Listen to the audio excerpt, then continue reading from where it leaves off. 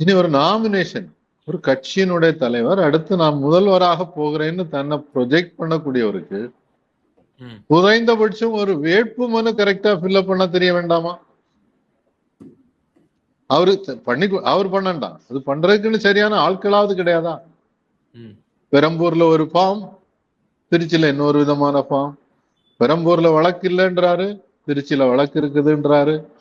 பெரம்பூர்ல வயசு ஒன்று போட்டிருக்காங்க, திருச்சியில வேற ஒரு வயசு போட்டிருக்காங்க. இப்போ அதை போய் கரெக்ட் பண்ணுங்கன்னு கேட்டுக்கிட்டு இருக்காங்க. தேர்தல் ஆணையத்துல அந்த மாதிரி கரெக்ஷனுக்கு ஒரு ப்ரொவிஷன் இருக்கான்னு எனக்கு தெரியல. அதெல்லாம் தேர்தல் அதிகாரிகள் அந்த இடத்துல அவங்க எடுக்கக்கூடிய ஸ்பாட்ல எடுக்கக்கூடிய முடிவு. இப்போ என்ன கருத்து வருதுன்னு சொன்னாக்கி அவருக்கே வந்து எலெக்ஷன்ல போட்டி போடுறதுல தயக்கம் இருக்கு, அதனால ஒரேடியா நாமினேஷன் ரிஜெக்ட் ஆயிடுச்சுன்னாக்கி அதுக்கும் ஸ்டாலினை தான் பிளான் பண்ணுவாரு. அவர் எல்லா இடத்துலயும் குற்றச்சாட்டு வைக்கிறது ஒரே ஒரு ஆளை பத்தி தான். அப்ப என்னுடைய மனுவை வந்து திட்டம் போட்டு க்ளோஸ் பண்ணிட்டாங்க, அதனால போட்டி போடாம போச்சு, நான் அதனால எல்லாருக்கும் போய் பிரச்சாரம் பண்ணுவேன்.